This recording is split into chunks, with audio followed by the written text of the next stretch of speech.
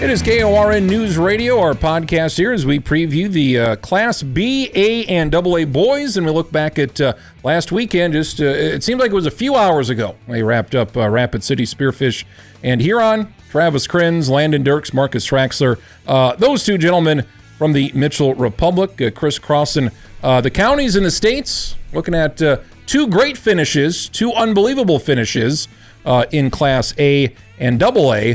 Not a good finish in Class B, but Class B had the excitement on day one and day two. So let's start there. We'll hold off on those great finishes. Start locally because the people like it local. Class B, Bennett County stuns the world. They win a state title over Sanborn Central Woonsocket. Were very surprising final. You guys were there, and Bennett County they were the best team here this weekend. Yeah, just played extremely well over 3 days and played better each time they went out on the court. I think they gained a lot of confidence from beating Parkston on day one, and then certainly you take out Centerville on day two. That had them flying high, and it's impressive with how young their team is, how well they played. They were not really afraid of the moment at all. Their coach kind of spoke about that before the tournament, that they didn't want to look at this as being a Cinderella. They didn't want to be looked at as an underdog, but they were, right? We didn't know a whole lot about them coming in. They were probably one of the teams we knew the least amount about, and that shows sometimes what we do or don't know, but they played extremely confidently, and Reagan O'Neill, Payson O'Neill, the O'Neill sisters that we talked about, the track stars, they're pretty good basketball players as well. And one's a ninth grader, one's an eighth grader. That tells you Bennett County's maybe not going anywhere as well. They start an eighth grader, two ninth graders, and a sophomore and a senior. And the senior was pretty important in the championship game as well. So all hats off to Bennett County for going out, and they ran the gauntlet and beat three pretty good teams to get the state title. Yeah, I think the thing that stands out to me is, they followed a similar, especially on day one and day two, followed a very similar recipe to get the wins. And then it was a little higher scoring, I guess, on day three in the championship. But they're not overly big in the traditional sense, but they're so athletic and so fast that they're able to deny space just kind of with the threat of their athleticism, which I think is really unique. You don't see that a lot. And in all three games, eventually the teams kind of just got frustrated trying to get the ball inside and started settling for jump shots. And when you did that against a team that was defending pretty well on the weekend, I don't know off the top of my head what Sanborn Central Woonsocket shot in the title game, but in each of the first two games, they held Parkston and Centerville, two teams that can really shoot the ball, well under 30%.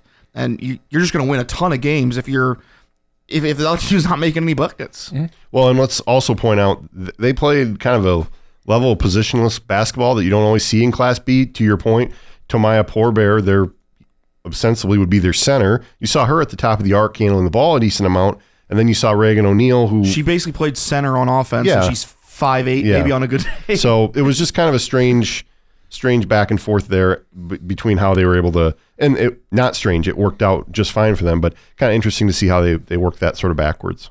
You looked at how the bracket went, and Centerville was the favorite, and they were undefeated. That bottom half of the bracket, probably St. Mary's, Del Rapids, St. Mary's, the 7 seed was probably the best team of that bottom half, and they get knocked off in the semifinals by 2 points to Sanborn Central Woonsocket. So it was a case in the Class B where Del Rapids, St. Mary's' 7 was a really good 7, maybe the second best team in this tournament. And you looked at Bennett County's schedule, and nobody had seen them, and they really did not play anybody that anybody would have seen. They lost to Lyman by 2 earlier in the year. They lost by double digits, 24 points against Dakota Valley in January. But that strength of schedule just wasn't there, so it was hard to get a read on. Okay, how good is this team? You just assume, well, once they play some teams they haven't in this neck of the woods, they're going to crumple, but they didn't. And now it looks like, whoa, next year Bennett County going to be one of the favorites to get back. Well, it's a often used trope, and sometimes maybe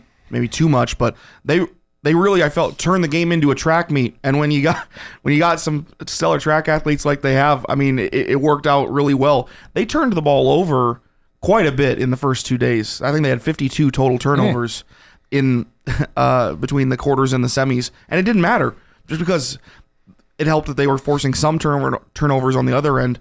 But just, again, it was a style that I felt every other team there was unprepared to play. And to put a point on what you were saying, they had 19 turnovers in the title game. SCW shot 35%. Bennett County shot 50%, easily their best shooting percentage of the 3 games. And I want to go back to something you said, Travis.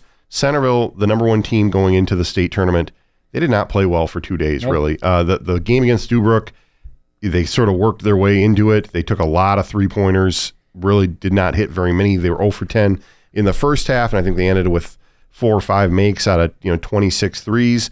And then, exactly as Landon's saying, the game was played at Bennett County speed in the semifinals, and Bennett County was able to win that way. I didn't necessarily see that coming, but this is kind of the theme of this tournament, that this was a little bit unpredictable. And you can't really argue with a big upset. When a Dubrook was kind of flirting with that 8-over-1 on Thursday, I mean that gets the whole building kind of excited, and we had it with the 7-over-2 in the night session and the 6-over-3. So it was an exciting start to the tournament, and a few of those games were really close. That was kind of a great way to kick things off, and it just kind of continued until the championship game. And SCW gave it all they could. We have to say the Liz Boucher foul trouble was critical in the championship game. She had 3 fouls in the first 10 minutes, and that really took them out of their rhythm.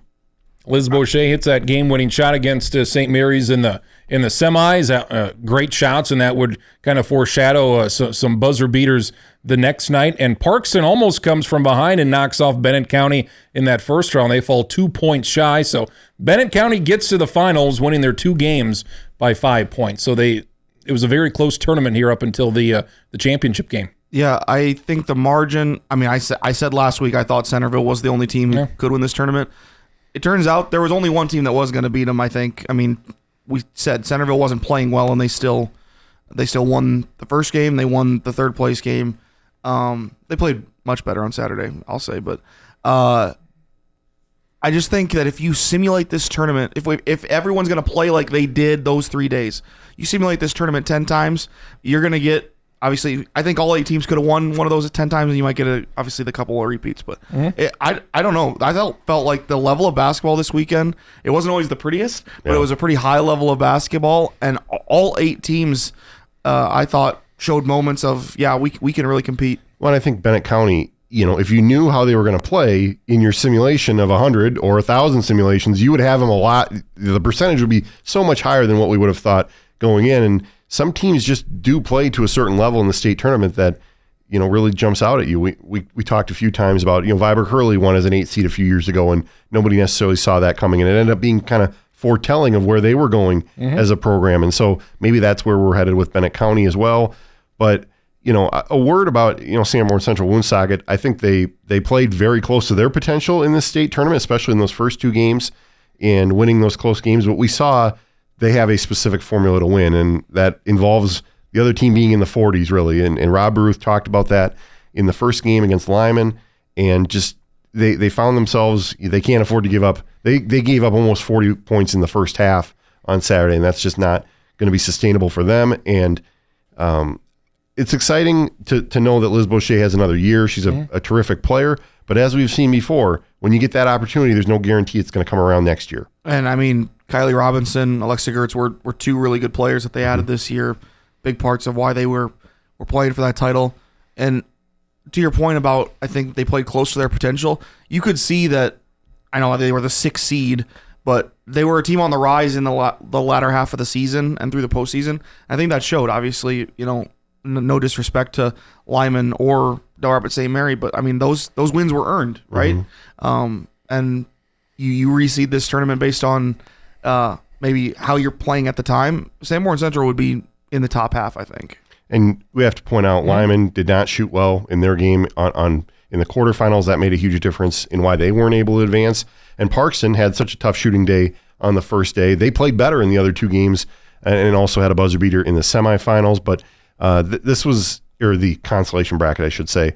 But, it's one of those things where you got to be good for 3 games at the right time. And, that's kind of the good part and the bad part about having the consolation bracket is you kind of see maybe what could have happened. But, you get one crack at it, and Bennett County was the best in that one go-through. It was hard to come up with the number 2 team in Class B for much of the year. Centerville was 1, but then you had those three area teams, they all beat each other. Parkston, Ethan, Sanborn, Central Woonsocket. They all beat each other. So how would you rank those three? And Ethan does not even get to the Sodak 16. So yeah, it could have been any of those teams. Harding County runs the table for a little bit. So Centerville and then everybody else. Very exciting tournament. Probably as a whole, maybe the best tournament. Just championship game wasn't quite there, but you had your upsets, which the other tournaments did not have. And yeah, I mean that semifinal, you had 2 3-point finishes. Excellent there. Huron Arena, how was it? The video boards, that seemed like that's a huge upgrade, not only for the media but for the fans too.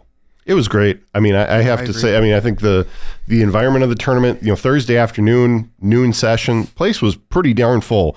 And Centerville was there. We kind of we said it on Thursday, like they're here for 3 days of winning. It didn't end up working out that way, but Dubrook was into it.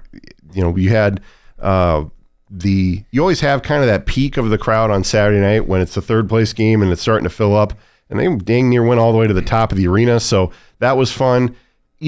I think I made the remark in my story on Saturday that's the first time in 70 years anybody's seen a replay at the Huron Arena, because now you have the video board. It does add another element of, people get an idea to see what's being broadcast. It was just the TV feed that they were showing up there, but then you also have the board at the end of the arena, and they're able to do some stuff during the opening introductions, and it just adds another level of kind of bringing a really great venue. I think we known that the Huron Arena for small town basketball, and it just brings it into 2025, and I think that was great. So you said it right there. I mean, I thought the Huron Arena was already a really fun home for the Class B girls tournament, and it was awesome this weekend. Just the little things, the fact that you can look up and see some replays. You can get I know you had the old style 9-segment display video board or stuff on the end, but just this little touches of modern and still filled it up like they always do. It was really fun. And I mean, I'm just going to come out and say this, like, Huron's a great host. They're not going to have it the next couple of years. Next year it's going to Brookings. That's going to be great too. I'm excited to see it there. I mean, absolutely. Let's be honest. Everybody watches South Dakota State women's basketball. It's going to be cool for a lot of those players to get to play in that arena. So, and they've obviously just upgraded that place too. So that's going to be terrific. And, Huron will get their chance again in the future, and that'll be great too. Because I thought about this on the way home on Saturday. I think part of what makes the Huron Arena pretty fun is the students, obviously, that are right there on the floor. With the changes to First Bank and Trust Arena, now the student sections aren't they'll be right there. 8 feet off the ground. They're on the floor. That could add a fun little element because they're behind the baskets instead of on the sides like in Huron. As far as changes to the Korn Palace, since that seems to be top of mind with expansion ideas and new seats, I would say video board should be at the top of that list, if not number one. I have 3 things that have to be changed. One is the seating, because they're going to do that anyway. 2 is the scoreboard. They need to have some sort of center hung. Do what Huron did. You need to do something like that, and I understand. 4-sided, obviously. Yeah, they have 2 right now. You're not gonna do what you. I mean, it's not going to be the Cleveland Cavaliers arena where it's going to take up the whole length of the court. But let's do something good to fix that. And then 3 is they need new locker rooms, better access to the back space. That has to improve. So those are the 3 things I think need to be on the wish list for the Korn Palace. And I mean, to be honest, we talked about it on Saturday night. The crowd that was there wouldn't have fit in the Korn Palace. Wouldn't have fit in the Korn Palace if it was renovated, I don't think. So I'm not sure that really changes any. I mean, I don't think they're necessarily going to be top of mind for hosting these tournaments. But we're going to get into it, I suppose. They could have held double-A girls there. They could have held double-A girls at the Korn Palace and had room for a gymnastics meet on the other end. So, and I mean, if your whole thing, the problem is the Korn Palace is Mitchell's home arena, so you don't want to have it in somebody's home gym. I get that aspect, but if breaking news, if the Sanford Pentagon at 3,200 seats can host a state tournament, perfect. That should open up some other places as well. Essentially during that final weekend, the previous weekend, the center hung scoreboard was malfunctioning quite often, with times, and it was not good.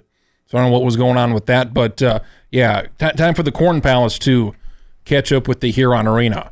Class A girls out in Spearfish. I've got 2 clips for you from last week. This is a very short one. Here we go. A very short one here as we start with the Class A girls tournament. Another breaking news. Our very own Landon Dierks. I really want to see Mapaialuda win. I would love to see that. I think it's going to be Sioux Falls Christian. I think they've just been really, I think those two play in the title game, and I think it's going to be a whale of a title game. You get to that point, and you're on your own after that. Was it a whale of a game there, Landon? It was something. It was a whale of a game. It was a whale of a game. It was a dolphin of a game. It was a megalodon. There you go. Even better than a whale. 57-56, Sioux Falls Christian wins. They were up 9 with about 5:45 to go. Mapaialuda comes back. Looks like they're going to win it. Sioux Falls Christian goes to the foul line. They miss 2 free throws. Leslie Stetzer steps in and gets the bucket with tenths of a second remaining. One of the very rare, a championship game decided in the very last second. Sioux Falls Christian wins. Mapaialuda finishes 1 win shy of that state championship and an undefeated season. Great finish. This was the game I think everybody wanted. Everybody was looking forward to. These were the 2 best teams. And you play, again, projections, you play this game 100 times, you get 50-50. This was a great game and a great finish. It really was. I mean, we had to sit there watching it on my laptop in the Huron Arena while we were finishing up stuff from the Class B title game, and I mean, I was getting excited. You're freaking out. I'm sure all the stadium workers at the Huron Arena appreciated my commentary and whatnot, but I would have loved to be a fly on the wall for that one because it looked like they packed that place. You would have had to be a fly on the wall. That to was the absolute gills. The only way you were getting in. We heard that they made space in an event space next door for people to watch on TV because they had to deny people at the door. That's just what we heard. I don't know if that's true or not, but I'd believe it. It looked amazing. That's what you want out of a state title game. It really is a shame that a team had to lose in that regard because, holy cow! I mean, I can't think of much better.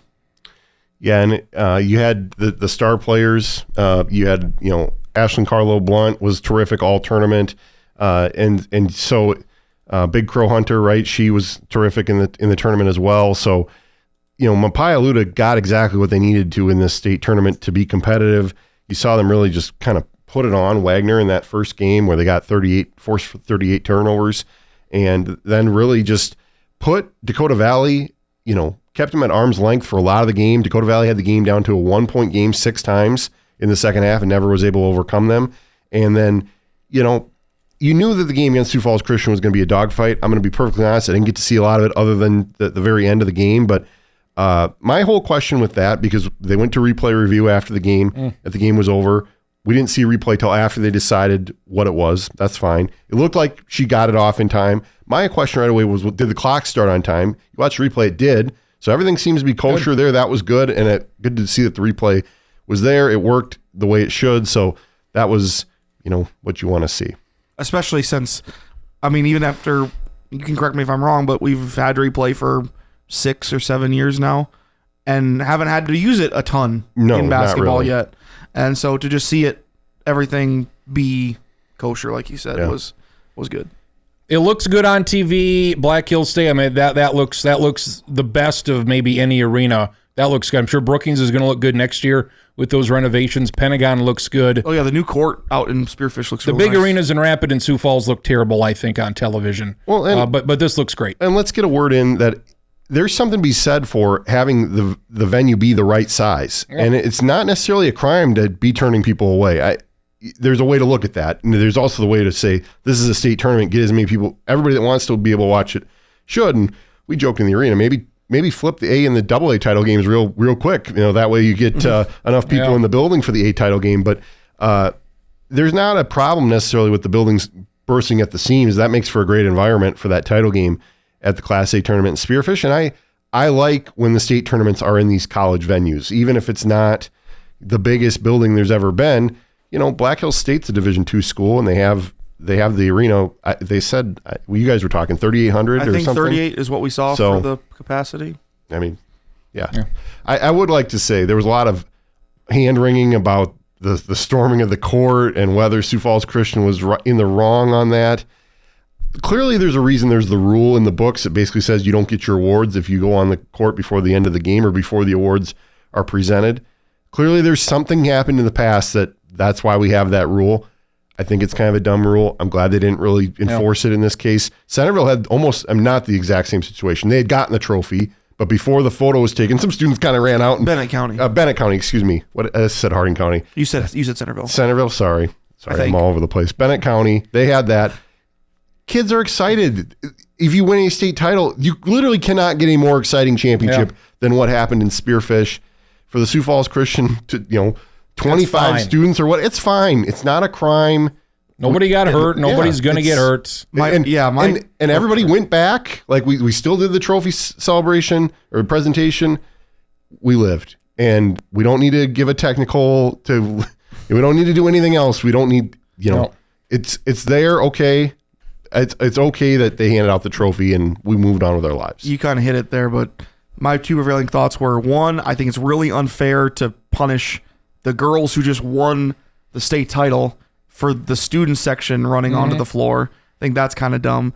And two, as soon as the PA announcer was like, students off the floor, all of them immediately turned around and literally ran back off the floor. Yeah. So was it that big a deal? It delayed whatever was going to happen by about 25 seconds, and I don't think that's the end of the world. I think it would be different if you had 800 kids on the floor. Exactly. But it was 40 or 60, and they all turned around and went back, and it was the most exciting moment in Sioux Falls Christian girls basketball history. Let them be excited, and we move on. The best call was a no call.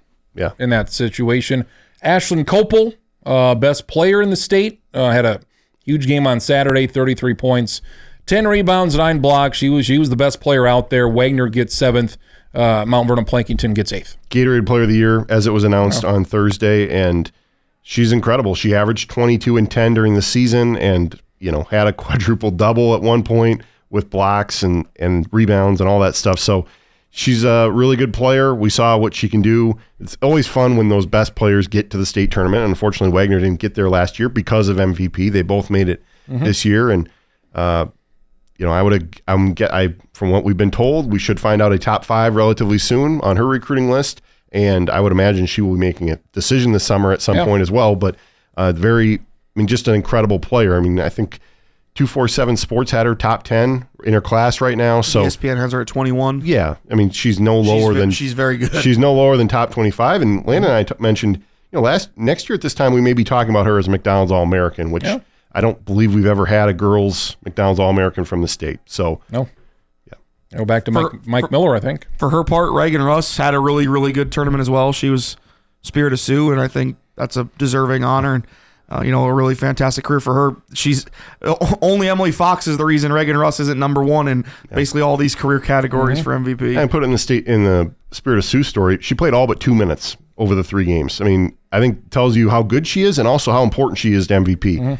Wagner's not in the state tournament without Ashlyn Copel. MVP's not in the state tournament without Reagan Russ. That is also kind of true of volleyball. MVP made it in volleyball, and Reagan Russ was a factor there. And I'd be stunned if we get through the state track season and Reagan Russ doesn't at least have a say in how it all goes down. So Class AA did not have many competitive games in those first 2 days. A lot of competition for 7th and 3rd and the championship. AA girls, another great finish. Didn't have a buzzer beater, but a comeback or a collapse. O'Gorman wins 47-46, a little bit of both. O'Gorman wins. They're down 12 with about 6 to go, and Brandon Valley controlled the game, and it seemed like, all right, this is the only team that can beat O'Gorman this year. This was the only team that could be competitive, and Brandon Valley played about as well as they could for 3 quarters, and then the well went dry. I think it was an 18-3 run to end it, and Ruby Moore ends it with a steal and a 3, and her best Reggie Miller impression. Yeah, he did it in future South Dakota State Jackrabbit, and 47-46. Brandon Valley had opportunities to win this game, but probably more heartbreaking for them than joy is for O'Gorman. They won 3 out of 4.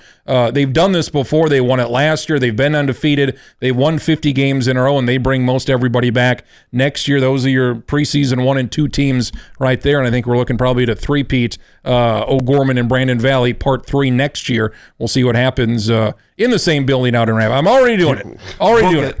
Because I mean, to be fair, I agree with him. I mean, I that's fine. That was good. It was already, who's going to be in the title game next year already? Sure. It's, the way too early prediction. Yeah. I mean, but there was. I mean, they were significantly better than any two teams there. All these other tournaments had, well, you can make a case for somebody else to get there, but these were the two teams. These were the two best teams all year, and I'll be honest, they have the best players. What was the semifinal score between Brandon and Washington? 16 points, 72-56. So, yeah, I mean, these two teams were the best. O'Gorman had no problem until they got to Brandon Valley. So this is a really good streak. This is getting serious now, 50 in a row. And that's a bunch. This is here. I don't know who they play out of state next year, what the schedule is going to look like. But outside of Brandon Valley, I don't think anybody got within 10 or 12 points of them in state this year. So, you're getting, 60, 70. You're getting not quite Sioux Falls, Roosevelt territory. You're a couple years away from that. But 3 out of 4 back-to-back undefeateds, that has not happened very often. There is one thing I want to push back on that you said just now, and you said maybe more. I don't know what word. Well, you said is potentially not as much joy for O'Gorman as heartbreak. I think it's like equal amounts on both sides. I think just that. I mean, a 12-point swing, especially in a game that was that low scoring. 43-31 with 5:52 to go. Yeah. You literally have to not score the rest. If you just score 2 baskets, you win. You have to literally have one basket. They had 3 points. Yeah, they outscored them. 16-3. I think about somebody. This isn't me calling out, but I think about somebody like Julia Egger. She fouled out right around the time that it got to 13 points, and she's a senior, and she has to go to the bench, and she probably thinks her career's over, and they're losing this streak. Well, what do you think her emotion was then when the final buzzer sounded, and she just went from, probably despondent to. I mean, is there a word for how much joy you can feel after a comeback exuberant. like that? There you go. Exclaiming. Euphoric. Something. I know the dog pile at midcourt. I loved that. And if they would have won by 25 points, maybe there wouldn't have been as much excitement. But the way they won the game is a big reason why. It absolutely is. And you on the other side, this isn't trying to pile on, but just crushing. Oh. Crushing. It has to and the way their boys lost last year to Mitchell, they had a shot. It was right there for them to win it. And I guess back-to-back years for Brandon Valley basketball. If you're something should be said for Sydney Terveen, who had looks like 9 of the points in that last stretch as well. Really good player. I don't believe she's committed anywhere, so probably one of the more talented players that's still out there in South Dakota that potentially is fair game for recruiting. Talia Porter had 37 points versus Washington in the 3-point game. Speaking of uncommitted players, Talia Porter also in that same category. Make a choice. She's pick. I mean, she is a scorer. So that would be that'd be something as well. 37 points in the third place game against Washington. Yeah. You have my attention on that. Mitchell takes home 5th. Here's a question for you: would you rather take 5th and go 2-1, or take 4th and go 1-2? 5th and go 2-1. 2-1? Because you end with 2 consecutive wins. You win some games because of Mitchell. You win your first game, you lose those next 2. You get 4th, but you feel like your season ended on a low note. The context, as I've said before, always matters. Wasn't it, 5-6 years ago, they went to Rapid City, they beat O'Gorman, they upset them, and then they finished 4th. So you get that memory of that huge upset. That was a huge upset. But then, and you're the 8th seed, so that matters a little bit of, we pulled off this big thing. I'll take 4th. But if it's, we were the 4 seed and we finished 4th, you kind of probably feel like, well, dang, I guess we finished where we were supposed to. I think when you're in Mitchell's situation, the 3rd straight year you've ended up in the consolation bracket, it was a big deal that they got 2 wins and closed the book the right way. So good for Mitchell there. And I thought they played extremely well. Just like we've talked about with some of these teams, as the tournament went on, they played better each game. That was nice to see. You say it all the time. They give the same trophy to the consolation champion as they give the regular champion. Same size, just a different placard on the front of it. It has one more word on the plaque. That's all. That's all that's different. Which is respect, or champion, perhaps. Maybe that. Consolation. Okay, that too. I would also say, after getting to watch Pier and Spearfish, Mitchell was playing the right teams in those games because they kind of play like Mitchell plays. So they're not very big. Yeah. They are teams that they lost to that you feel like they are better than, and this was a rematch to avenge those losses. Like, all right, we let those games get out of hand, and we should have won those games. And Mitchell comes back to they were the 5th best team, and in AA, how you finish in the state tournament is how it goes. As far as these other classes, things kind of get muddled, but O'Gorman was clearly number 1. Brandon Valley was clearly number 2. And then you go down on the list. Washington's clearly 3. Stevens is 4. And Mitchell is 5. And Spearfish is 6. It's a clear top 5, top 6 for AA, and that is how they finished up. So Eddie Simpson ended up being we'll see if that holds true team this week. We will. Could be upsy downsy turnsy for AA boys. Crowds were bad in this tournament. Not a lot of support. Didn't see how many Stevens brought, but Spearfish brought a lot of folks. You could fit, every team brought enough people to fill up one section. Section 112 could have been a thing. Section 113 could have been a team. So very disappointed in the crowds. Last 2 years, I guess, been spoiled at the Pentagon where it looks like more people. I think the biggest factor, not only the travel to Rapid City, but that it's back-to-back weeks for boys and girls. Yes. If 1 week was in Sioux Falls and 1 week is in Rapid, that's not terrible. But nobody's making the trip 2 weeks in a row to Rapid City if you're not a parent or you're not heavily invested. No casuals. If you're just a fan, you're not going to spend 6 nights in a hotel and run up $1,000 bill just to go back in Rapid City for 2 weeks. So it's in Rapid City again. I don't know what the scheduling conflict is to where it's in Rapid for 2 years in a row. But I'd say if you want more people there, don't schedule the tournament back-to-back weeks in Rapid City. That would be my thought. I mean, let's be honest. They've tried different stuff. We tried the combined tournament. People didn't like that. We've tried the different weekends. And I agree with what you're saying that, once it needs to be in one town, one city, one weekend, and the other city, the other weekend. I get that as well. But, I think there's something to be said for exactly what you're going with. I can pull up the streams and watch them on YouTube for free. And that saves me a lot of money from having to drive out to Rapid City. And I think, if you are a casual fan, that's probably the bucket you're falling in, or you're waiting to see if your team does well, and maybe you're going to go out for Friday and Saturday or whatever it might be. So, and the weather, perhaps, who knows? Yeah, it's always a wild card. And if you're a Mitchell fan, I'm going to pick boys or girls. I'm going to pick the boys because they've got a better shot to get to the championship. If you're a Gorman, you're just like, I'm going to go to see the girls because they're going to win it. Their boys, probably not. So it's like, what team of the two has the better shot? And that maybe gives you a better shot of when you're headed out there. Well, let's be honest. Mitchell has casual fans. Huron has casual fans. Not every O'Gorman doesn't really. No. Some of these, Metro teams, they don't have that. Unless you graduated from there, who knows? Yeah. So Mitchell 16-8. They've had a good 3-year run of making the state tournament, 2 really good regular seasons back to back, and third year for Dave Brooks. They lose 4 seniors and bright future with some 8th graders coming up that we've talked about and very excited about. Again, you had your 4 seniors. You had Mackenzie Peterson. You had Delaney Zoss off the bench. Then you had the 2 guards, Lauren Van Overshield and Carson Wyke. They were defensively, they were really good this year. But then you look at the starting lineup for next year. Addie Simpson's going to be a junior. She's the senior. She's the only senior for Mitchell next year. You have London Hayek, who was second in points as a freshman, averaged 10 a game. She'll be back as a sophomore. And then you've got 3 other spots that open up, and you had 3 girls come off the bench, so it would make sense. Those 3 girls probably in line to start. Matea Graves and London Schroeder would be your 2 guards. They would both be juniors. And then you have CeCe Morgan. She should start as an 8th grader next year. And we should see a little bit different offense from Mitchell because of CeCe Morgan. She's 6'2", and maybe not done growing yet. She's 13, 14, whatever she is, as a 7th grader. And they tried it a little bit in the tournament of just posting her up and trying how that went, and that did not go very well at all. And that's something that Mitchell has not had to do or had the capability of doing for a long, long time. So that's and CeCe Morgan can already shoot the basketball. So if she can develop a post game, we should see a different type of a Mitchell team here. I think she's got some good mentors if she wants to develop a post game. So get that done and have somebody get you the ball. She's in 7th grade, and for a 7th grader, she played very well this year. And, did not look out of place one bit. And I can't wait to see. She's going to play a lot of basketball over the next couple of years, and a lot of basketball away from Mitchell, I'm guessing. And I'm excited to see how she progresses. She will be better as an 8th grader and a 9th grader, and we'll let that all happen.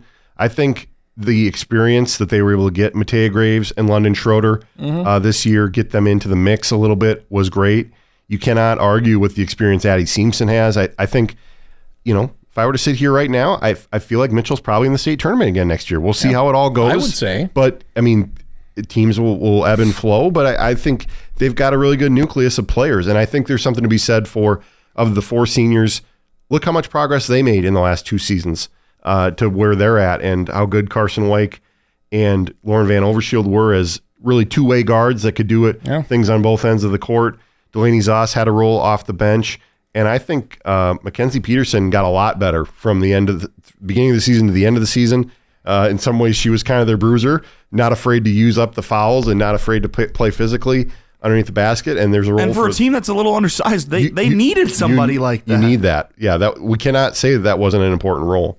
Carson Weick was maybe 5'7", very light build, and she had like 8-9 rebounds in these tournament games. She was out there. She had a bloody nose, I think, in the Sodak game, or maybe that O'Gorman game. She physical player for being 5'7". So somebody's got to get the rebounds, and she averaged 4 or 5 a game at being 5'7".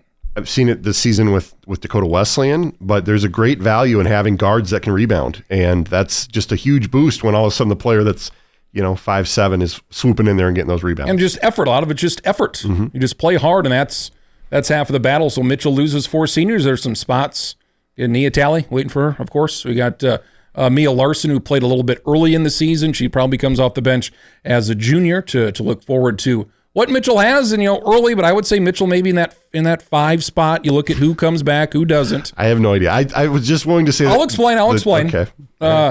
I'm willing to say that they're in the Sodak 16. Yeah. I'll say a state tournament this year. I did not know for sure. Because when you lose a great player like Sawyer Staden, it's like, well, who's going to score? Because she did everything. And when she was not on the court, nothing went right. London Hayek was a big improvement from last year, and also Carson Weick made the biggest. Those two, I think, made the 2 big jumps compared to the previous year. Pierre loses their best player, Lennox Dupree. They shut her down in that game. In the semifinals, completely took her out. They did the same thing against Spearfish on Saturday, against Maya Kashutin. Their 2 top guys, girls, they took them out of the game, and that's why they won those games. They gave up 38 in both of them, and they're both seniors, and they're both gone. Spearfish has made it 2 years in a row. They lose 3 starters. I would not expect they are going to reload next year. So Spearfish, I love his prognosticating. That's why I was taking the... Sure, because you look, who's coming back? You lose 3 or 4 of your 5 starters, and you play 2 girls off the bench. I'm going to assume you're not going to be as good. But what does the transfer portal do? What are the NIL deals? I don't know. I will say, is Oscar Clough going to Spearfish? If he does, they're winning state. Yeah. Okay. If you drop a 6'10" player in there, yeah. A 6'10", 25-year-old from Australia, yes. We've talked about it. Pedigree sometimes helps fill in some of the questions you might have.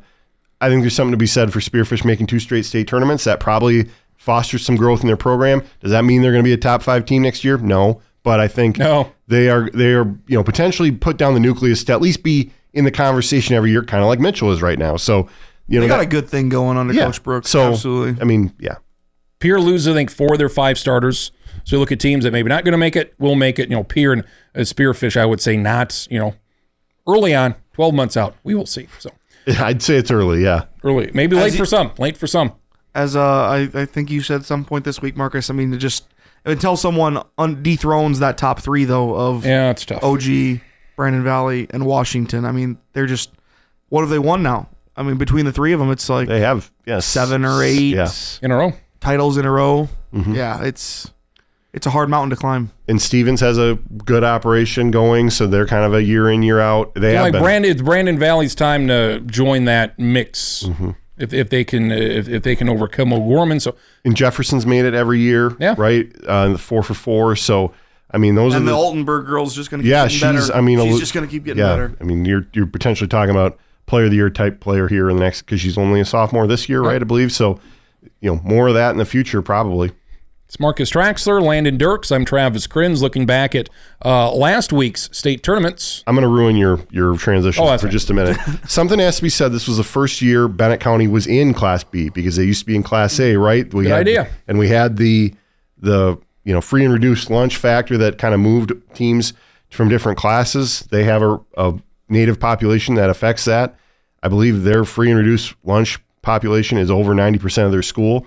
So that is a factor, and I'm not saying that's why they won the Class B title, but they're in Class B because of that. And there's all kinds of schools that were affected by that, and I think it only helps the competitiveness and all these sorts of things that you have to take those socioeconomic factors into account for different reasons, varying reasons, obviously. But so Sanborn Central Woonsocket was A last year. Parkston was A. Last year. Was there another? Hanson stayed. I meant like of the teams that just made teams. it to B.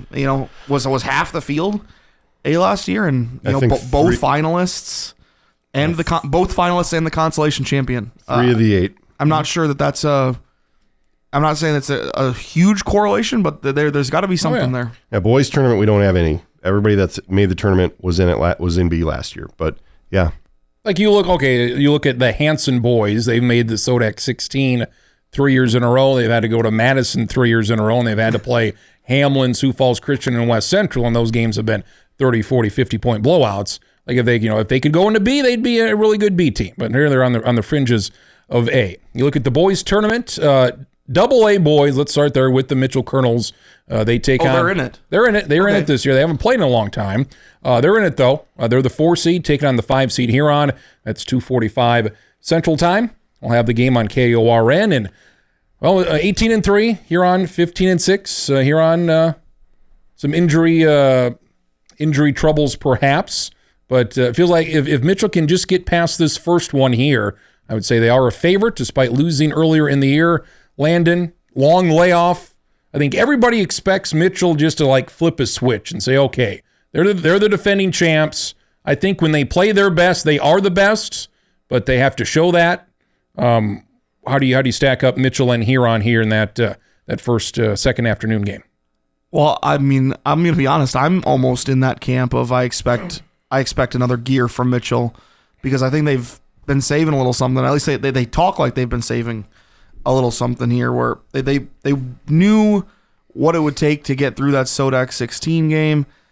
The qualification process is what it is. They wanted to just make sure they're playing these 3 games here at the end of the season. As they stack up against Huron, I mean, it's the 4-5 for a reason, right? These two teams played a really close game in the regular season. They are as bitter of rivals as you really can find in the AA ranks. I expect it to be pretty competitive again, just because it doesn't feel like any of these Mitchell-Huron games, regardless of how talented one team is compared to the other, historically, it doesn't feel like any of these games are really blowouts. It's going to be really, I think the biggest thing I'm interested in is what does that crowd look like at 2 o'clock in the afternoon on a Thursday, 3 hours from home for both teams. Spearfish Lincoln plays the first game. Spearfish should bring a good crowd. So yeah, should be a pretty full lower bowl for that first afternoon session. I think Mitchell does have that gear. We've seen it at times this season. That's why they've beaten Lincoln and why they've beaten Orono, Minnesota, and gotten some of these quality wins. I think they kind of leaned into it a little bit in that Sodak 16 to kind of put that game away. But I don't want to be wondering if that gear is going to show up or not in the state tournament. And so I'd love to know kind of what the message is this week. I think just based on the calendar, the urgency will be there. But doesn't mean you're going to make shots when you need to make them in the state tournament. And so I'd love to know kind of what the emphasis is in practice and what exactly is kind of the theme here, because this is they know about the state tournament. I think that's one of the best assets they have. They've been in the state tournament a few years in a row now. They played in this very venue 2 years ago. Last year they played as the favorite and won the state title. So I think they will not be intimidated by that. That's a great asset to have. I just think Huron is a really tricky matchup here, and that's what makes this game difficult, because they have the size. It's not all traditional size, just packed underneath the basket. It's kind of a mix of skinny size. Yeah, it's a mix of guys that can play on the wing, and I mean Mason Chase is him. The other guys. Davis Chase. Yeah, Davis Chase is pretty big.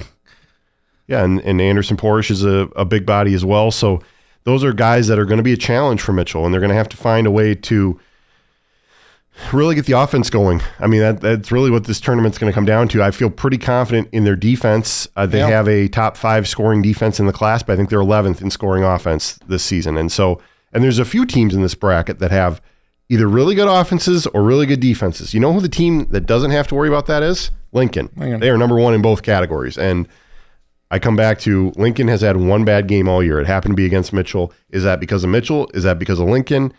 That to me tells the whole story of this state tournament. And I really just hope we see Mitchell, Lincoln, Harrisburg, Brandon Valley in the semifinals on Friday, because I think that would be most fun, most interesting. But you got to win game one first, and Mitchell knows that as well as anybody. And we do have a little bit of a revenge factor in this state tournament as well, given that they have not beaten Brandon Valley, they have not beaten Harrisburg, they have not beaten Huron, and they could potentially see all those teams in the winner's bracket. If things start slow and you're 0-5, 0-6 from 3, and maybe you get down early, Marcus Talley has to take over the game. It's like, screw the game plan. We're down 20-8 here in the second quarter. Drive to the basket, contact, foul, finish. He's the best player in this tournament. When things get hairy, he needs to take over, whether that's his decision or the coach's decision. He needs to take over this tournament if that were to happen.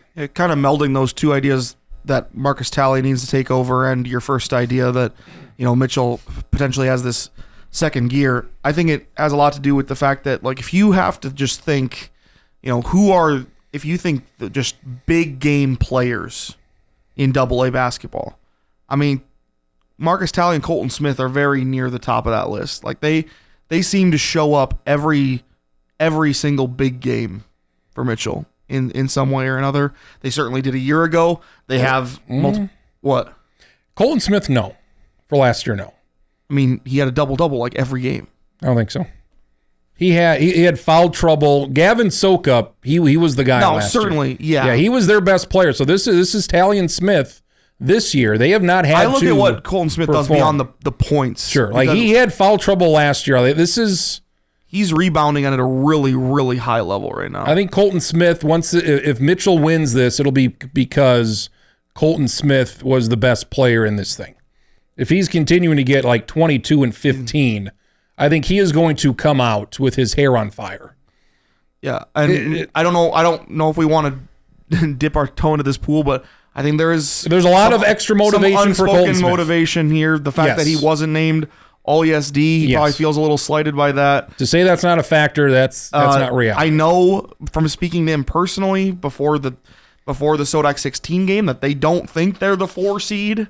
No, they think they're number 1. They think they think they are the best team in this class, and they want to prove that. So, there's going to be an ample opportunity. Yes. This is potentially. I know Lincoln has loomed large at the top. There's a lot of good teams that I think could beat each other in this AA tournament. I really do. I don't think the gap between this will be closer than the girls then. AA. I think the gap between Brandon Valley that bottom of the bracket and in Spearfish particular is not huge. Yeah. Overall, I think what I'm watching is also when teams play zone, when teams throw their junk defenses at Marcus Talley, as they have all year, and they will continue to do so in this tournament. And Huron's going to have some stuff dialed up for Mitchell defensively. Can Mitchell work the ball around, ball movement against the zone, and get it inside so that Hinker and Smith are able to get their touches, get their offense going, work some shots inside the basket, as you're saying, maybe draw some fouls. I think that'd be critical for Mitchell too. And the other side of the ball is important as well. Mitchell's got to avoid foul trouble in those situations as well on the defensive end. Mitchell and Huron 245. That's your most anticipated first round matchup. Lincoln's the 1 seed. Spearfish is the 8. You have Jefferson as a 10. First time in 5 years there's been a double-digit seed for the boys. So Jefferson plays Brandon Valley first night game, and then you've got Harrisburg and O'Gorman the final game. I do expect those top 4 to move on. I know Jefferson, they did beat Brandon Valley, so if maybe upset alert of any of these, Mitchell Huron toss-up, but Jefferson as a 10 versus a Brandon Valley team that's 18-3 here on the season. Yeah, I honestly don't know what to think about the bottom half of the bracket. I feel pretty good about, obviously, Lincoln beating Spearfish, and I think Mitchell probably should beat Huron. But I think there's an opportunity both for Jefferson and O'Gorman to win. I don't know that either of them will, but I don't think the gap. This will be what we'll play back. This clip is what we're going to play back when it happens next week. I don't think the gap is huge between those teams. I can't really put my finger on it, but just from watching AA ball all year, like O'Gorman, What was the score between O'Gorman and 66-51 2 weeks, about a month ago, but it was only 3 games ago at Harrisburg. To my point on the scoring offense, scoring defense, O'Gorman is like top 5 scoring offense. They're third or fourth from the bottom in all of AA in scoring defense. They haven't stopped a lot, so that's probably. I'll probably pick Harrisburg there, but I like the top 4 seeds. I like the top 4 seeds as well. I think they will be close games. And then after that, throw them in a hat. Yeah. And I think if you're going to throw them in the hat, Lincoln's probably going to have the biggest sheet of paper because I think Lincoln is really dangerous, and they are not going to be thrilled to see Mitchell. It kind of cuts both ways. Maybe will not be thrilled to see Mitchell, but at the same time would be eager for a rematch as well. But I think I posed this before, but is Mitchell more or less excited to see them in a semifinal versus a final? I think they'll be, if they get that win on Thursday, they will be excited to play Lincoln on Friday. I think that. Yeah. And I also think the best chance for an upset in this first round is Jefferson over Brandon Valley. I think so too. I just really like the way Jefferson's playing right now. Yep. Lincoln beat Harrisburg 65-41 in December, so they've not played in a long time. The Brandon Valley game was close, right? It was 11. 11 a month points. ago for Valentine's Day night. It was at Brandon, 69-58. Let's look at Mitchell and Lincoln. The way Lincoln plays, is that to Mitchell's advantage? Because we saw him play the first game. Lincoln likes to shoot a lot of threes, a lot of bad threes. They like to shoot a lot. They shot a lot in that game. Mitchell's got a very good defense. Mitchell's very good at rebounding. Seems like when you match those two teams up, if Lincoln goes cold, they're not going to be able to get second chance opportunities. That's the whole thing right there. It's like, okay, if they're going to go 12 of 22, they're going to win. If they're going to go 5 of 22, they're going to even 7 or 8. They're going to lose. It's the rebounding of Mitchell, the second chance opportunities, Hinker and Smith down low and Talley driving to where this is a team. Obviously, Mitchell could score on this team at will when they played, and they just stopped Lincoln for too long of a stretch in that second and third quarter. I think both teams scored 24, 25 points in the fourth. So even though Lincoln's offense finally found a gear with Tate Schaefer driving to the basket, they couldn't stop Mitchell, so it didn't matter. So if you look at a matchup, does Mitchell match up well against Lincoln, considering what Mitchell does well and what Lincoln does well or what they don't do well? I mean, they match up as well against Lincoln as anybody, yeah. Compared to Brandon Valley or Harrisburg, to where maybe they don't have the defense that can hold back Sioux Falls Lincoln. I think Mitchell's the number one matchup that Lincoln probably doesn't want to see. So just from a schematics personnel standpoint, they've had 6 games this year where they've scored under 60 points. Lincoln. Okay, Lincoln. And one of them was the loss to Mitchell. They also had, in a lot of these games, they just had excellent defense. They beat Jefferson 53-38, and Washington was the other game. I don't know, guess not. In the O'Gorman game, they only scored 55 points and won. So their defense is a big factor as well, and they've played pretty good defense all year. But for whatever reason, Mitchell was a team that was kind of able to take them apart early in that game. And I just come back to, there's a lot of things that can happen in the second game. If they shoot better, it's going to be a completely different game. But, Mitchell is so good defensively, and I just have had a hard time kind of wrapping my head around Lincoln. Okay, they have these shooters. They have a lot of different options. They have some presence down low, but they haven't necessarily used that. They didn't use it a bunch against Mitchell. Mitchell was able to cancel that out. And was he sick or he was just out? He did not play a factor in that first game at all.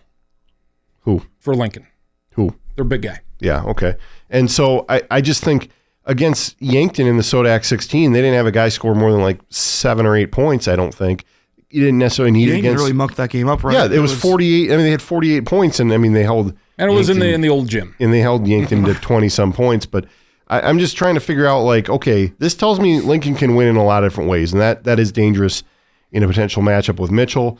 But Mitchell unlocked the code against them, and I do think what you're saying, defensively, rebounding, Mitchell has done those things pretty well all year. And those are things that are, potentially spots where they can take advantage of Lincoln or other teams in this tournament again. We saw how hard it was to complete an undefeated season. Not that there's this here, but it's so hard for the favorite to win, even when the favorite does win. Sioux Falls Christian on a last-second shot. It's O'Gorman, with a huge comeback. Last year's title game was a 1-point game. Yes, it is not easy to win this, even if you are expected and the best team and the favorite. Lincoln really only played one other close game. That was at Roosevelt's a month ago, and that was 55-52. That was a very close game, came down to a final possession. And another factor, Lincoln hasn't played close games. Mitchell has. A lot of Mitchell games have been close. So that factor of when you get into it and it's in the fourth quarter and this game hasn't been decided, you're not up by 15, how do you react when you're down by 10? And how do you react when, it's a tie game with 2 minutes to go? Mitchell's played state tournament games these last 2 years when the game's been tied with 2 minutes to go. So nobody's going to have more experience in that aspect than Mitchell. And to that point, I don't want to overrate the experience factor, but it does feel like most years in AA boys basketball, the winner is somebody who's kind of gone and either suffered through it or done it before. And Lincoln wasn't there a year ago. Mm-hmm. And not a lot of these players were involved 2 years ago when Lincoln and Mitchell played that epic semifinal out in Rapid City. So, that's one thing that I guess you could hold against Lincoln if you want to, is they haven't really proved it yet. They're a young team with a lot of juniors that are juniors and a sophomore, I guess, in the Schaefer kid, who are in their rotation. And yeah, that's one thing that I'm looking at is how do they react, especially maybe early in that first game. I've seen a lot of AA 1 versus 8 games where it looks ugly in the first half and it's tied at halftime. How does the 1 seed respond early? And maybe that plays to Mitchell's favor if the semifinal falls that way on Friday night. I just find it interesting that you have a decent number of teams that are back from last year's state tournament, and Lincoln's not one of them. They're the 1 seed, and they were not here a year ago. So, and Mitchell does have so much of this experience, and I got to think that's going to be a positive for them as they get ready to go play in Rapid City. I'm going to assume the biggest crowd Lincoln played in front of was the game against Mitchell. Loudest crowd, biggest crowd they played in front of. Well, certainly a big crowd. So, and it will be bigger on if they were to play Mitchell on Friday. Crowd, whatever factor that is. So a lot of factors Mitchell has to get past. Huron first, 2:45 Central Time, Mitchell and Huron. You go to the Class B tournament in Aberdeen. You've got Wessington Springs as a 4, and you also have Freeman as a 6. Freeman, they knock off Howard, and Freeman seems to be the hot team right now, and they take on I think Viborg Hurley finished number 1 in the poll for whatever that is worth. So you got to take down number 1 just to get to that semifinal. And Freeman, what a run for them here in this past 2 weeks. And a team you beat in the very first game of the year. Freeman won that game against Viborg Hurley. Viborg Hurley has 2 losses all year, I think, and one of them was to Freeman. So, it's just they're playing so well right now, and they seem to be riding this wave.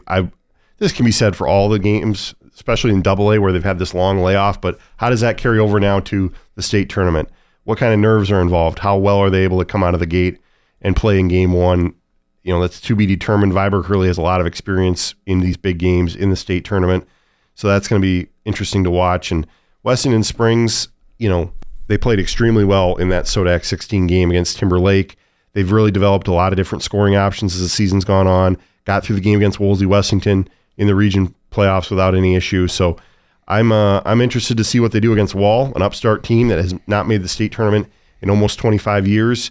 And also keeping an eye on Lyman. Pulled off that big upset. They'll play Castlewood in the first round. I think Castlewood probably wins that game, but Lyman has some guys they can throw at Castlewood that I think could make things challenging, particularly at the guard position. Was it a big upset, Lyman?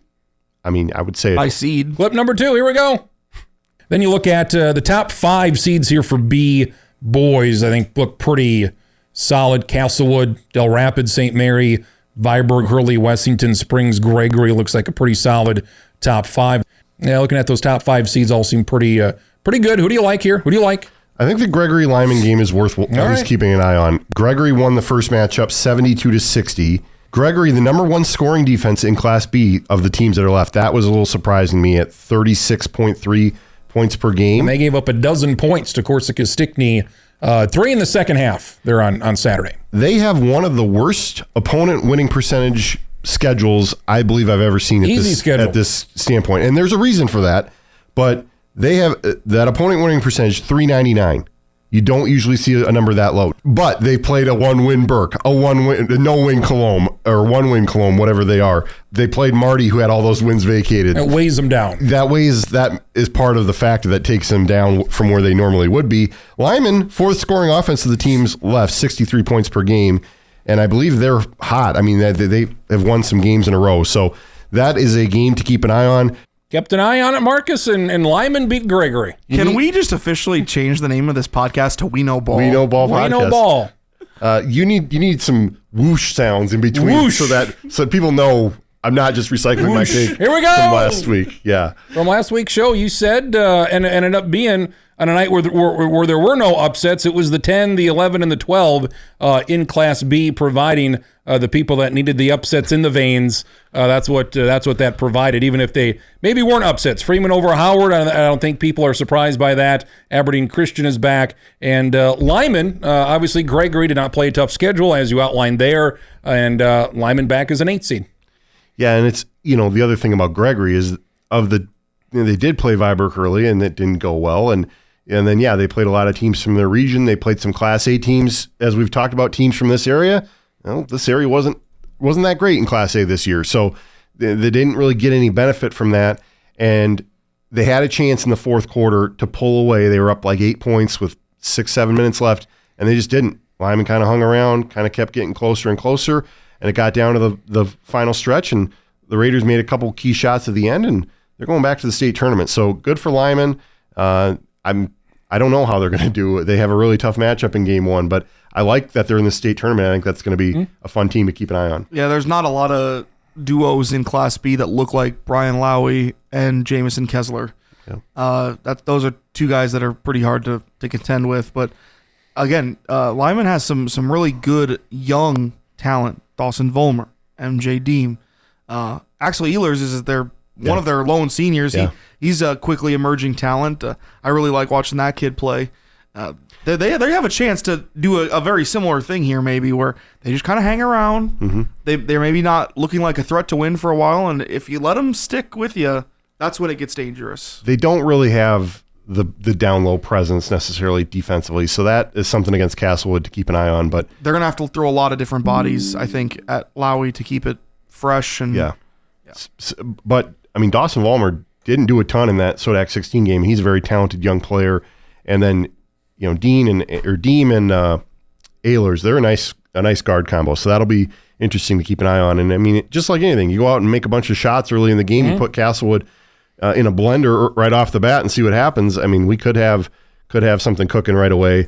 I think this Del Rapids St. Mary Aberdeen Christian game is interesting. I would expect Del Rapids St. Mary to win this game, but after Aberdeen Christian just went out and got a road win, or a win out in Faith, I think it was, in the Sodak 16 or Phillip. I don't remember which one it was in, but it had to be like Faith. I think it was Faith. I think Wall played in Phillip, I think. But that'll be a game to keep an eye on, and I think potentially the best quarterfinal could be that Viborg Hurley Freeman game. If Freeman wins, they already played Del Rapids St. Mary also this year, so they'd have to play teams that they already know to get to a championship. So Class B, Castlewood, your 1 seed. Wessington Springs, an area team, is the 4 seed. They are back, and Freeman as that 6 seed.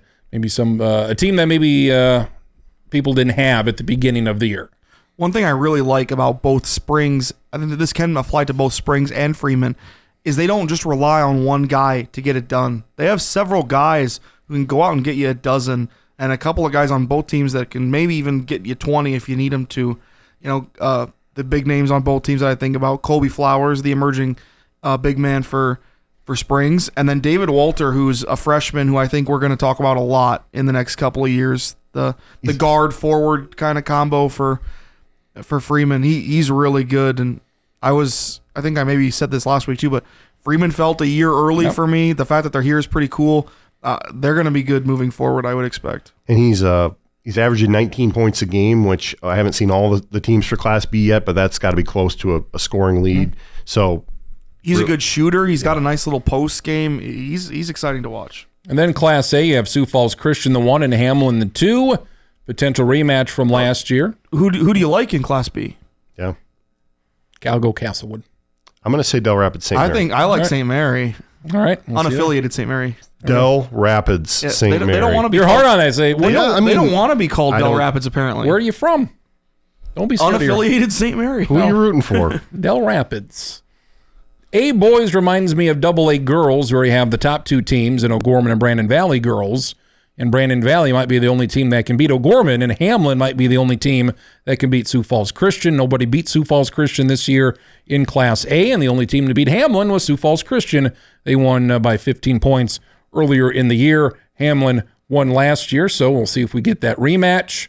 West Central and Lennox in that 4-5. I'm interested in that because of West Central, and they've not made it in 24 years, and I got to see them beat Hanson, my annual trip to Madison, and very impressive by that West Central folks. They could have put up 100 if they wanted to, and that they got a great offense. And that's not really their thing. Their defense has been exceptional all year. I think only given up in the low 40s per game. So that to me is more of the potentially the route for West Central. I think they are a sleeper here. If they do face Sioux Falls Christian, can they slow down Sioux Falls Christian, maybe get them to have a bad shooting night, and maybe it's there for West Central to pull off an upset. So that's the big thing I'm keeping an eye on in this Class A bracket. And then the Hamlin Rapid City Christian game would be great in the semifinals. Mm-hmm. I do like Hamlin, just an extensive amount of state tournament experience now over the last few years for Todd Neuendorf and his crew.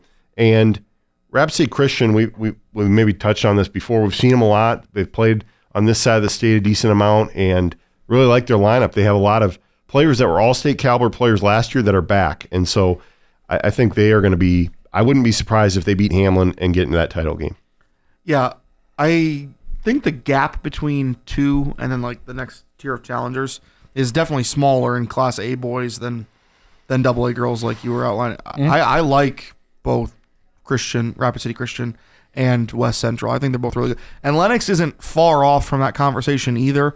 They were a little up and down for me there for a while, but I think Lennox is pretty solid too. They have a lot of options on offense. I will also add they have Will Cool, right?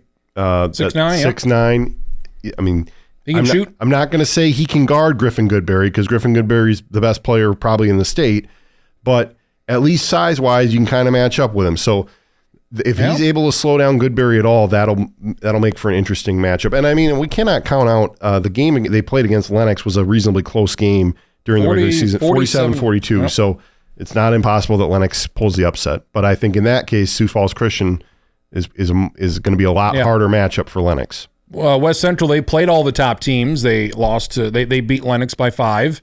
They lost to Sioux Falls Christian 65-48 in early January, and then they almost beat Hamlin up in Madison. That was a 5-point game. I think that was that a double overtime game? 53-48. So yeah, they won't see Hamlin until a potential championship. But Sioux Falls Christian, I mean, they lost by 17 that first matchup. Another word here: Hill City has never made the state tournament. I was stunned to read that. So it'll be interesting to see what they've got in that first round game for Hamlin and Clarkwell Lake. I saw them a little bit in that Sodak 16 game. Was watching the stream. I don't know that they can beat Rapid City Christian, but I liked what I saw from the Cyclones. So they're a team to keep an eye on in the bottom part of that bracket as well. They're a team that I think is emerging and then will be good down the road. They're pretty young. Some of their best players are quite young yet. This is the first time they've been in the Class A bracket since they were in the 2 Class B title games in a row, and they won one of those years ago. Yeah. Connor Mebius was the sophomore guard for West Central at 5'9". He's a bucket, isn't he? Yeah. I think Wesleyan's already offered him, and that's exciting. And that's a smart thing to do. He could sophomore. He can shoot. He can definitely shoot and get to the basket. So, seemed like last, Sioux Falls Christian. I'll pick them to win it, for them to redeem themselves from this year. I think I went all 1 seeds last week and went 2 for 3. I think West Central Lincoln winner wins it. And who wins that game? Well, West Central Sioux Falls Christian winner. No, Mitchell Lincoln. You were crossing. No, I was going crossing. You were crossing. Sioux Falls Christian A winner done. Okay. I'll take Castlewood B winner done. And then whoever wins. Then the Lincoln, I think. So when it's Spearfish and Huron, your pick is just for seventh. No, for consolation semi. I won't be there at noon. I will not be there at 1 o'clock for that game. No. So, Lincoln Mitchell, that's the game, I guess, of the tournament for me. What potentially could happen? Who do you like in A? I guess we'll start in A as we're there now. I think Sioux Falls Christian, great season last year, great season this year. They've got to win one of these here, and I think this will be the year. Go ahead. I believe I picked Hamlin over Sioux Falls Christian a year ago. Yeah. I Not can't this year. I have no idea if that's accurate or not. You could be gaslighting us. I'll put it this way. I knew I liked Hamlin a lot more. Well, I like Hamlin too. No, I liked Hamlin a lot more in the spot a year ago than I do now. Considering they beat Sioux Falls Christian, I think Sioux Falls Christian's been pissed this whole year. I think so too. They just seem like a machine. I don't know that I can pick against them. I expect them to win this one. I hyped up West Central, but I think I got to take Sioux Falls Christian here. I agree with a lot of what you guys are saying, that this is a team on a mission, and they have looked really, really good. They're scoring 80-some points a game, and there's nobody else in the state that's doing that. So if they get the offense rolling like they can, there's nobody that can stop them, and that might be in any class. And so, yeah, I like the Sioux Falls Christian Chargers, because we might have the Charger Bowl again in the championship between Hamlin and Sioux Falls Christian. They're pretty deep too. Yeah. I mean, when you combine the fact that they have some really good top end talent with their depth, there's not another team that can match them in both those categories. You like Del Rapids St. Mary's and the Bees? I'll go with Castlewood, and I will pick Mitchell in the double A's. I got to see it to believe it. I got to see this team in this spot lose this game before I will pick against them. So I will go Mitchell over Brandon Valley.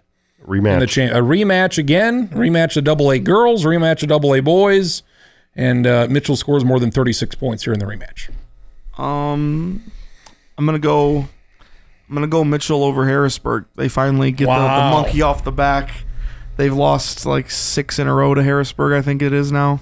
Harrisburg's weird because they lost to Lincoln to start and they lose to Rapid City Central there a couple weeks ago, and it's like, where did that game come from? Are you going to lay that egg at some point? So Harrisburg and Mitchell.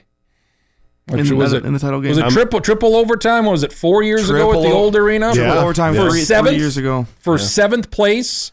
That was the game that would not end. That was for 7th. And they had the quarterfinal game. That's what I thought you were talking about. Yeah, they had both of them. Yeah, both of them. Harrisburg and Mitchell don't mess around when they get together.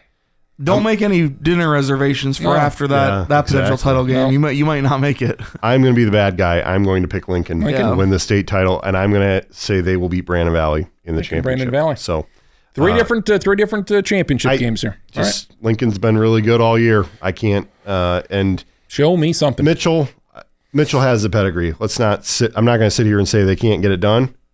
If they want me to say they can't get it done as motivation, maybe I should say that. But yeah, I think Lincoln is the team here. If you want me to be the uber bad guy, I'll pick Lincoln over Jefferson.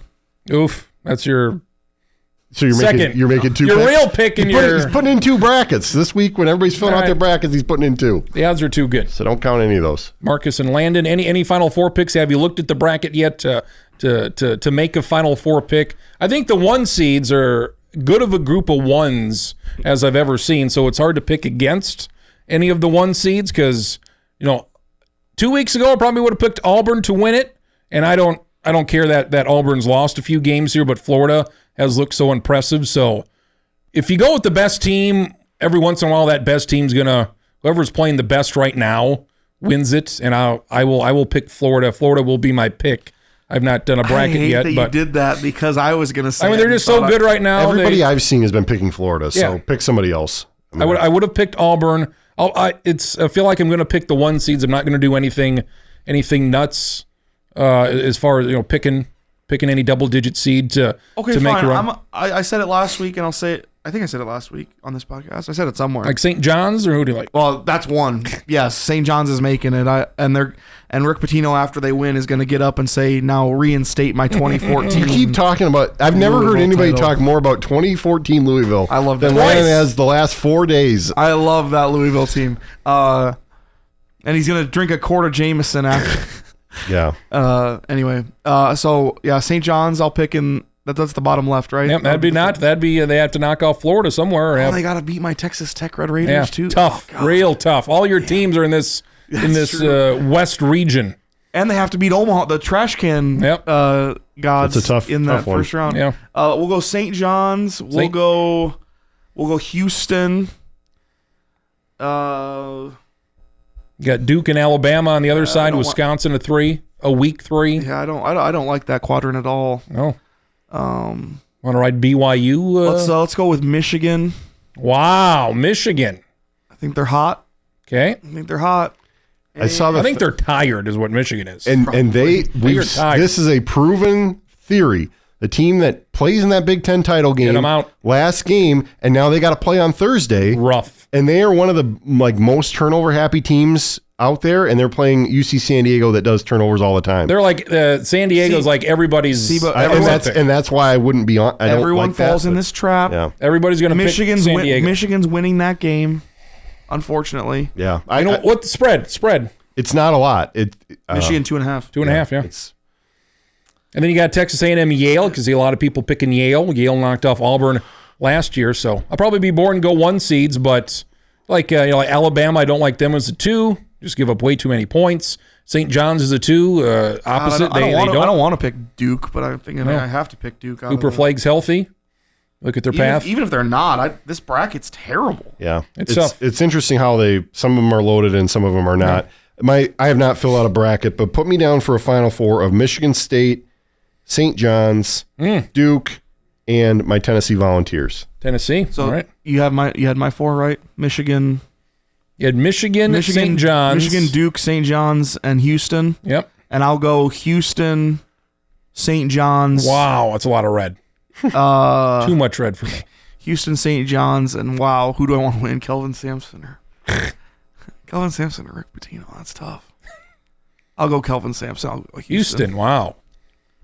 I do like Clemson. Clemson made a run to the Elite Eight last year. That's why And they gotta play that's why McNeese. I don't like them. They got to play McNeese in the first. Well, they're gonna win that game. Did you guys see that viral video from last night of the guy? They're like live taping his reaction. He's a Clemson fan. He's like, "All right, we're the 5 seed, awesome." Oh, and then they put McNeese up there, and he's like, "No, the one team I didn't want to play," And just a few things I'm flagging here. You can use and abuse this. Super flagging, are you? Yeah, exactly. Akron over Arizona. Arizona, we can't trust them year in and year out. No, so absolutely. Akron's a team to watch there. I made the point. St. Mary's against Vanderbilt, Landon. The most Sanford Pentagon game of the first round is those two teams. St. Mary's got to do something for a while. Every year, look out for St. Mary's. They never win a game. They always hear about St. Mary's. They never do anything. That's not entirely true, but it's not also too far off either. Sorry, can I just cook for a couple more minutes? For sure. Gonzaga, Houston, potentially in the second round would be 2 teams in the Ken Pom top 10, meaning that high up there. Yeah. I already mentioned my line about Michigan and their difficult matchup. Memphis, Colorado State, kind of that. I think Colorado State is favored as a 12 against Memphis, the 5. 2.5. 2.5 points. And let's see if Drake at 30-3 can keep it going. Drake against Texas Tech, that could be a problematic game for Landon if that happens in the second round. And then we cannot, the NCAA, they always do it. They did a great job this year with Bill Self, Calipari, Patino, all in the same pod. And the trash can. And Chris Crutchfield. Pretty dang good. Because half the teams in that little quadrant are trash. Yeah. Between Arkansas and Kansas. Kansas and Arkansas. Rough. There are 4 teams from that quadrant that could make the Final Four. Yeah. And you also have whoever wins that first round game gets to decide how we say Kansas or Arkansas for the rest of time. So there's a lot on the line. We finally get that battle. And then, there's Travis, you mentioned this on Sunday. We always have one every year. Louisville, the 8 seed, underseeded, but they get to play basically a home game in the first 2 rounds and potentially could they were not. they're ranked 13th in the polls. Yeah, and they could take out Auburn. I'm like, Jesus. Yeah, they were 13th, they end up as an 8 seed. And they're going to lose to Creighton right away. That's unfortunate. So NCAA tournament starting. The women get what I was going to say was it's pretty cruel. The one thing I forgot was the 8 seed lurking for Florida is UConn. Yeah. And Dan Hurley is the ultimate bad guy. I love him. UConn could win or they could lose by 30. They might get smoked by They're Oklahoma. the most up and down. They might get smoked by Oklahoma, or they're going to go to the Final Four again. Yeah. I think Florida, UConn, that'd be on Sunday, right? And if that happens, that's a guaranteed daytime game on CBS. Nation spotlight on that. That's guaranteed. I'll take Florida to win it, and Houston, I guess. Florida, Houston. Houston, I mean, they've been sniffing around for a while. Let's see it. It's like all of their losses are by like that much. In overtime. Yeah. 3 of their 4 losses in overtime. So just one team. I think San Diego State's the only team to get them in regulation. I'm seeing it here. Iona fires Tobin Anderson after 2 years. The darling from Fairleigh Dickinson already can. He can't fit in Rick Pitino's shoes, man. No, he cannot. You know what team made the Final Four last year that fired their coach? NC State. Yes. I saw Kevin Keats get an award in North Carolina at the summer convention I was at, and all of his talk was about this run and how we put this run together. And it's like it was luck, is what it was. The rest of the team, the rest of the season wasn't good, dude. No, they had to beat Oakland in the second round in overtime. Yeah. So not a good run. Men's tournament, women, SDSU, they get a 10. That game at 2:30. They take on the 7-seed Oklahoma State on Saturday. So we'll see. That felt like malpractice to me. Well, you know what? It was good because they avoid the 1 seed. They avoid a 1 Yeah, yes and no. It's good you avoid the 1 seed. You get the 2 seed that should have been the 1 seed. Yeah. So yeah, their 10 projections had them like it is a 9. It's their net was 44, so it's in that area. They rank you 10th. You're in that 37 to 40 area. You're in the top 25. Well, you knew they were going to get gypped. Here's the thing that is just weird to me, right? It's a 7 versus 10 game, and you're playing like it's the 24th ranked team in the country against the 17th ranked team in the country. If you have 2 teams in the top 25 playing each other in the first round, like. Have I told you about my Sodak 32 idea? Sodak 32, Landon. I would like to hear this. I thought when TCU came up as kind of a surprise 2 seed, I thought this is where SDSU is going to land. They're going to be a 7 or a 10. Oh, that would have been nice. And that's not what ended up happening. Nebraska got that spot, and they are playing Louisville, I believe. So Louisville's the 7. You know, my whole theory is SDSU's made the tournament for 15 years, basically. They were bound to run into UConn at some point, and it finally is going to happen if they win their first round game. And so, I mean, of course it's happening when, and this, you know, could happen at any point, but it's Paige Becker's era. Paige Becker's last run basically with UConn. So, I mean, if they play her, that'd be memorable, probably. Could be, you know, not great for the Jacks to win the game, of course. This is the first time they've ever played in Connecticut? Yeah. Have they ever played a game in the state of Connecticut before? I'm guessing not. I don't think so. Just throw a dart at the dartboard. It's not very likely. In tournaments, no. I think it's pretty tiny. I'm not as aggrieved as everybody else is about the seed. You know you're screwed when you got to play 21 games against Summit League teams. That brings the net down. Aaron Johnson had the point to our colleague Matt Zimmer that the net is not a friend of the mid-major schools, and clearly that's the case. They had 3 games in Quad 1. They lost all of them. That hurts. And the other teams you're kind of counting on to be in Quad 1, Oregon and Wisconsin was terrible this year. Creighton. They beat Creighton. That's their best win. They weren't in Quad 1, so you didn't have any of those points. This is kind of related to the men's bracket. I've heard more about wins above bubble. That's our created. When was that? That's our created thing this year. What the hell is that? Every year they create a new metric that it's like I don't even know what is wins above wins bubble versus mean? tournament teams. What is that? Essentially, I don't even know what that means. So wouldn't all those be like top 50 teams? Because if you're not in the top 50, you're not making the tournament. So I'm not thrilled because I saw that officially referenced from one of the committee people. And Travis, I think you're probably right that the committee has members from Duke and Oregon, but they weren't impressed by SDSU, I guess, even though SDSU played those teams. And in the case of Oregon, beat them. I know the bracketing process is not that simple, but should they have been higher? Sure, but I don't. They honestly would have been better off losing a couple Summit League games and being a 12 seed. Yeah, drop a game, everyone. Hey, we're gonna take a fall here. Denver, you get a win today. We know that the sweet spot, and it's been proven by the times they've made the Sweet 16, is to be in that 5-4-13, 5-12 slot, maybe 6-11, and then hope you can knock off that team in the second round. They'd be so much better if they weren't as good as they were, because they're never going to get what they've been. A 7 seed is the best, or their 10 seed in the first year, 2009, when they had 2 losses. Yep. They are never going to get higher than an 8 seed. That's become apparent. They're just not. They could run the table, and they're just if they're not going to win those 2 or 3 top 10, top 20 games that they play, they're just not going to get above that number 8 seed. And I do think, But if you're ranking them based on, okay, where would you put them just based on how good they are? You'd put them like it is a 6 seed.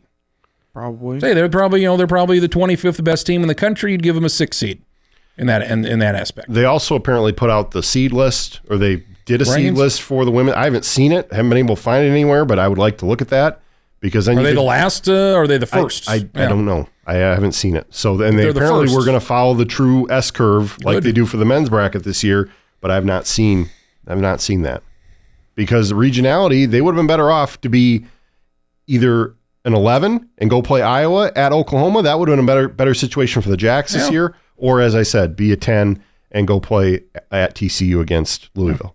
A lot of Send basketball. Nebraska to UConn, but A lot of basketball. Any thoughts on Dakota Wesleyan? Their season comes to an end. Fires and all. Men lose in California to the Masters. Tigers lose to the Masters. I just thought of that today. Well, that was Men lose 69-65. Big 22 point comeback falls short. So men were 20-10. Good bounce back year for them. Women lose in the second round to Langston. So their seasons are done. Yeah, the men, considering they hadn't made the NAIA tournament in 5 years, I think that was great progress this year. We saw what the transfer portal can do in NAIA basketball. Tampa Scott was a pretty dang good player for them to bring in, and so that was good to see. Avery Broughton for the women coming down. Avery Broughton didn't have to be the main scoring option for DW this season. I think that was a good thing. And, we talked a lot about the hosting thing last week, and Langston ended up being the host. And, DW ultimately in the second half didn't play well enough to win that game. The offense kind of just, grinded its gears a little bit and things became difficult. But, it was a small variation. You ended up having to go to Langston, and Langston played well enough to win. So it's a bummer that they don't get another crack at Dort and get another chance in Sioux City. But I'm pretty confident Dort will beat Langston. So we'll see how things go. But, into the tournament, won a game. I think I had it in my story the other day. The women have made the NAIA tournament 12 times. They've always won at least one game. They've never gone over in an NAIA tournament. Speaks to the quality of the program. Rapid City will be there. Live shows on Friday and Saturday. Hopefully afternoon programs. Pending Mitchell wins. What are you most looking forward to? You were just out in Rapid City, so you've seen that city up and down many times. When's the last time you were out there? A year ago? 2 years ago for the Blizzard. Wow, that was it. During the wrestling. And then otherwise it was a few years ago for basketball. You've not been there in 2 years. I've never covered basketball in this arena. I've only done the wrestling. You were not out there 2 years ago. I was not out there 2 years ago. So it sucks. It sucks. I understand. sucks. I'm looking forward to Yes, it does. I'm looking forward to maybe a used bookstore or two. I think you were those are things I did not go to last okay. weekend because I had to save something on my list to go to. Okay, And so I'm like, we'll- all right, I'm going to it's fine. Yeah. But I did not obviously went up to the Goodwill, got a nice $5 sweater, very nice there, and went to Sam's, picked up some items. So this book that had every box score for 70 That was in the years, mall. That's that in was the mall. Okay. You go to the mall, it's back of the mall. They got like a consignment shop thing, and the lady kicked me out because it was 5 o'clock. Of course, you'd close on 5 o'clock on a Thursday, Friday. That was. I'm sure it will be there. Yeah. I'm sure it will be there. It was a book that had Hundreds. every NCAA tournament box score for like 70 years. From 39 to 90. Yeah. For like I six, want it. Go I get them. want I'm it sure it's so $10 bad. or less. It's amongst the hundreds and hundreds of VHS tapes. Hundreds of VHS tapes in this thing. You'll have to show me. You cannot miss it. We'll go there. 2 years ago, did you go to the mall, you said? Did they still have that store that has all the sports memorabilia in there? I think so, yeah. Because Mostly we went sports card store? 2 years ago, we went in there and Oh, yeah, that's some fancy we stuff. priced out a Tua Tagovailoa jersey. And so maybe we could do that again if we have You go time to the mall, and then there's the lids right there, and then you take a right, and there's the Pro Image or whatever it is. It's just keep on going. That's where the tapes are, and the consignment shop, and the big rummage sale is basically what it is, and everybody's got their booth, and they had a bunch of old TVs. I don't know what anybody would want with these old TVs, these old big screen TVs that look awful, not HD at all. So if you want to go back to like 1995, go back in there. I've got some more things to peruse because they kicked me out. So Well, we know Wednesday, Landon and I are going out on Wednesday, and we'll be at the practice day, and we'll be doing some content from there. And then Thursday, it's a full day. We'll be there all day, all 4 quarterfinals, doing that stuff. But then Friday and Saturday, there could be It some depends. openings. Could be some openings in the schedule. We'll see what happens. So, it's a fun time. I'm going to be tired of Rapid City probably by the time we pull out. I'm of town already- on- I'm already tired. I of just got Rapid City. back. So yeah, Literally 24 hours ago, I just got back. Well, if I may, you asked even What though are you I've seen looking it up forward and to? down, I didn't get to go during state wrestling. We just didn't have time. Whatever this Philly shop is that. Oh, oh yeah, yeah, Philly Ted's. Philly yeah. Ted's. Okay, Marcus introduced that. we got to me make a too. stop there. Yeah, It's a good place. I got to remind myself not to get a sandwich that's the proper size. Buy in bulk. Yes. I don't need to overdo it. Buy the small one, Yeah. folks, because the big Take one it is home huge. with you. Take And it to your don't get the fries. Maybe get a drink, but you don't need anything else. Just the sandwich will do the job. But Philly Ted's, I mean, that's a place I stop basically every time I'm out there. So get something with onions and mushrooms and stuff on it. Oh man, that's good. If Marcus is missing, check out Philly Ted's. That's right. We'll be there. And Get a coma underneath. and I mean, it's almost within walking distance of the arena if you want to dodge some traffic on whatever street. Because that they're is. certainly not feeding you in your Rapid City. They're certainly not feeding you. Well, they're not Oh good. yeah! Shout out to the Huron Arena. Yeah. Good spread all 3 days. Huron Arena, yeah. Shout out to Huron. I told them that they always take care of us, and they do. And it was great. Kind of a smorgasbord for 3 days. And Yes. yeah, so Recap of the girls' tournament, preview of the boys. I'm sure we'll be back next week and wrap it all up. Marcus Traxler, Landon Dierks, Mitchell Republic, Travis Kriens will have coverage here all week long of the Mitchell Colonel boys basketball. Again, you've been listening here to our podcast on KORN.